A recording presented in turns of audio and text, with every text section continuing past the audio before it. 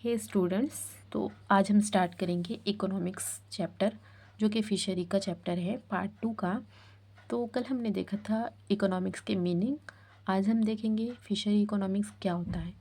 तो इंट्रोडक्शन में ये जो चैप्टर है इसमें आपको बताया गया है कि किन किन जो इकोनॉमिक्स टर्म्स है उनको आपको याद रखना होगा, और इन सभी टर्म्स को हमको एक एक करके पढ़ना है। ओके, जैसे कि गुड्स क्या होता है, वेल्थ क्या होता है, वैल्यू क्या होती है, price, utility, demand, supply, stock, cost of production in detail. ये सारी चीज़ें आपको डिटेल में पढ़नी है।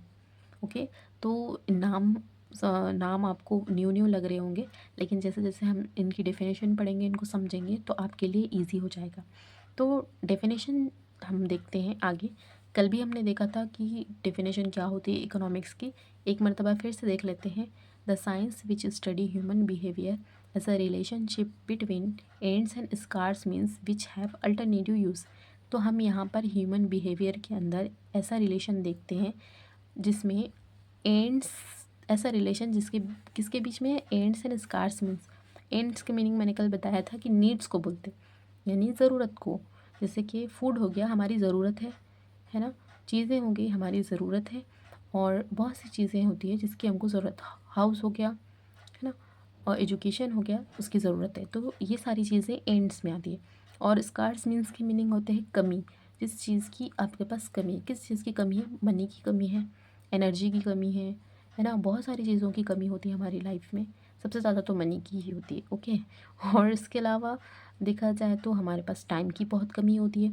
ओके, तो इनके बीच में जो रिलेशन है, तो उसको स्टडी करने को हम क्या बोलते हैं, इकोनॉमिक्स बोलते हैं। ओके, तो ये जो था इकोनॉमिक्स, तो ये रॉबिन्स ने इकोनॉमिक्स के बारे में समझाया है। ओके, नेक्स्ट हम देखेंगे characteristics of means economic life. तो कौन कौन से इकोनॉमिक लाइफ की कैरेक्टरिस्टिक्स हैं। तो सबसे पहले है मल्टीप्लिसिटी ऑफ वांट्स। कोई भी पर्सन हो, हम हैं या आप हैं या कोई भी इंसान है, तो उसके दिल में हर तरह की ख्वाहिशात होती है कि नहीं। मतलब बहुत सारी चीज़ें कि हमको ख्वाहिशात होती है, हमें ये ख़रीदना है, वो ख़रीदना है, ये करना है, वो करना है। तो ह्यूमन के पास बहुत सारे मल्टीपल वांट्स होते हैं। ओके, तो उसको हम बोलेंगे मल्टीपल वांट्स। जिस तरह से अगर कोई पर्सन है, तो उसको अगर साइकिल उसके पास है, तो वो चाहता है कि उसके पास मोटरसाइकिल आ जाए। मोटरसाइकिल आ गई तो वो चाहता है कि कार आ जाए। कार आ गई तो उसको चाहिए कि अब उसका जेट हो, है ना, प्राइवेट जेट हो। तो इसी तरह से ये जो वांट्स है वो बढ़ते ही जाते हैं। इंसान के अंदर ख्वाहिशात बढ़ती ही जाती है। अगर एक चीज़ है तो उसको चाहिए कि वो उससे बेहतर कोई और चीज़ ले। ओके, तो ये फर्स्ट कैरेक्टरिस्टिक्स है इकोनॉमिक लाइफ का। उसके बाद नेक्स्ट जो कैरेक्टरिस्टिक है वो है wants can be arrange in order of their importance. तो जो वांट्स होती हैं, जो ख्वाहिशात होती है, जो चीज़ों की ज़रूरत होती है, वो हम उसको अरेंज एक ऑर्डर में अरेंज कर सकते हैं। जैसे कि कुछ चीज़ें ऐसी होती है जो हमको अभी चाहिए, किसी वक्त चाहिए, और कुछ चीज़ें ऐसी होती है अगर वो हमको बाद में भी मिलती है तब भी चलेगा, है ना। तो जैसे सबसे पहले इंसान के लिए क्या ज़रूरी होता है, रोटी, कपड़ा, मकान। ये तो हम बचपन से पढ़ते आ रहे हैं। ओके, तो उसी तरह से हमारी फर्स्ट प्रायोरिटी जो होती है वो होती है हमारा फूड। उसके बाद क्लॉथ एंड देन होम। तो ये था सेकेंड कैरेक्टरिस्टिक्स। नेक्स्ट है स्कारसिटी ऑफ मीन्स। जैसे कि स्कारसिटी, जिस तरह से मैंने अभी बताया कि क्या होता है स्कारसिटी ऑफ मीन्स, मतलब कमी। तो इंसान के पास किस चीज़ की कमी है, तो इंसान के पास टाइम की कमी है, एनर्जी की कमी है, मनी की कमी है, मैन पावर की कमी है।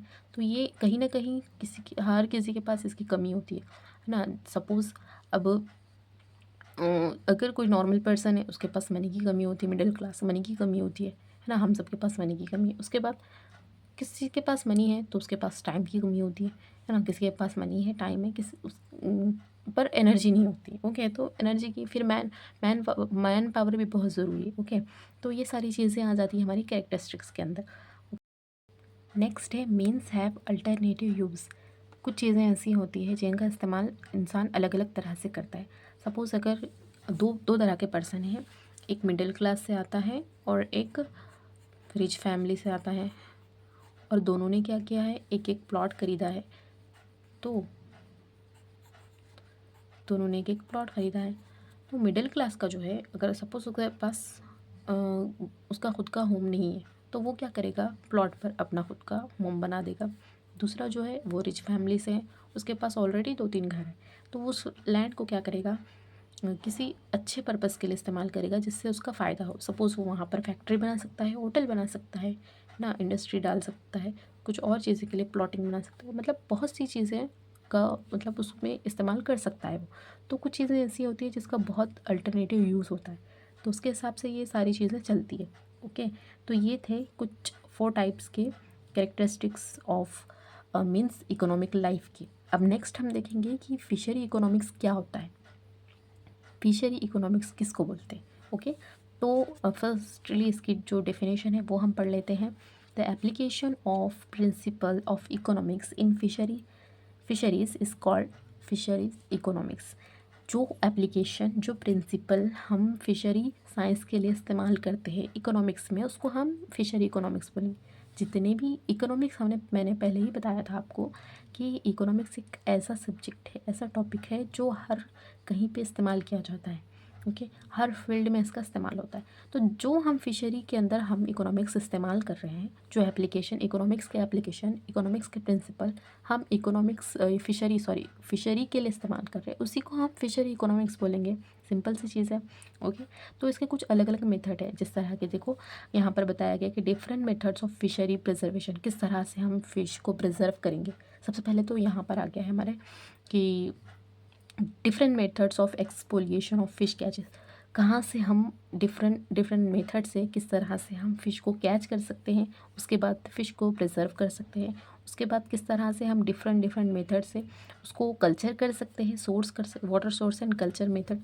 तो ये सारी चीज़ें किस में आती है, इकोनॉमिक्स ऑफ फिशरी में आती है। नेक्स्ट,